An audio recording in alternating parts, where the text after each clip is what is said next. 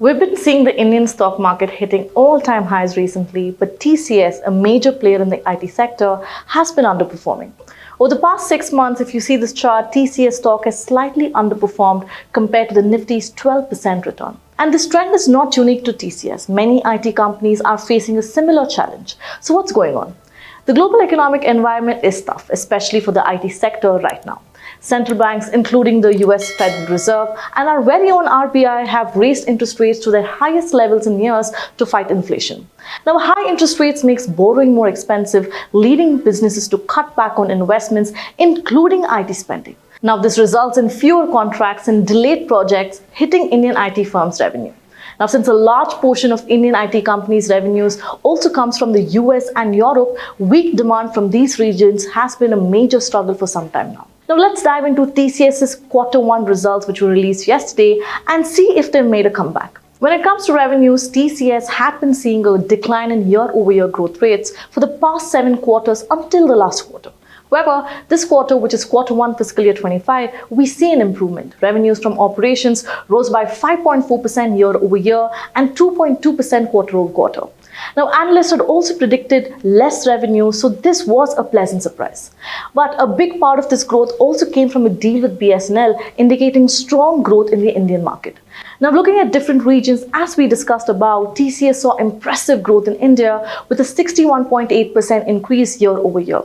The Middle East and Africa grew by 8.5%, Asia Pacific by 7.6%, Latin America by 6.3%, and the UK by 6%. However, the Americas, from where TCS earns a big chunk of its revenue, saw a slight decline of 1.1%.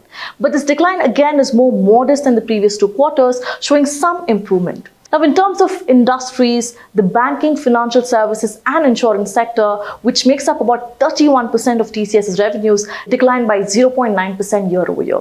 But again, this was a smaller decline compared to the previous quarter. Now, the consumer business and technology services sector saw minor declines, with communication and media experiencing the largest drop. But the manufacturing sector showed strong growth, and the life sciences and healthcare, along with energy resources and utility sectors, also saw positive signs. Now, TCS's operating margin, which is the profit they make from their core business activities, was 24.7% for the quarter.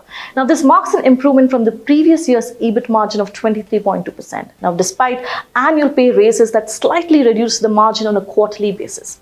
Now, when it comes to new deals, TCS didn't secure any mega deals this quarter, so overall deal wins were lower compared to last quarter.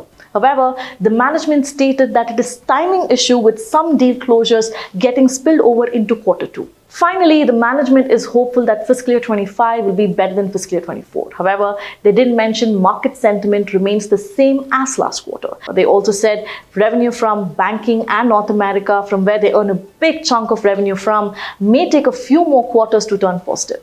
So we see it's kind of a very mixed commentary from the IT behemoth. To summarize TCS's Q4 earnings performance, the company has shown remarkable resilience across all fronts, delivering a few positive surprises. Now, despite wage hikes and headcount increases, Q1 revenues surpassed expectations with also solid EBIT margins. However, it is premature to declare that the worst is over for IT companies. But on the broader economic front, there are some positive factors at play. Firstly, there's a lot of optimism about a potential interest rate cut by the US Central Bank. Yesterday's US inflation data showed a decrease to 3% through June from 3.3% in May, indicating easing pressures, pricing pressures, and a stronger possibility of a rate cut. Now, if the Federal Reserve does indeed cut rates, it could prompt clients to allocate more budget to IT projects, potentially boosting deals for Indian IT firms. Now, looking forward, there are several key factors we need to keep a close eye on. Now, more IT companies are expected to release their results in the coming weeks, which will tell us where the overall IT sector stands. We can also keep an eye on whether new deals are slowing down or getting cancelled. We should also watch how much money TCS makes from its biggest clients and main industries, and see if their profit margins stay strong. We should also check if IT companies are hiring more people or if many people are leaving their jobs. Now, these things will help us understand how well IT companies will do in the future. Having said that, this is me, Merlin, signing off. Take care and stay invested. Investments in securities market are subject to market risks. Read all the related documents carefully before investing.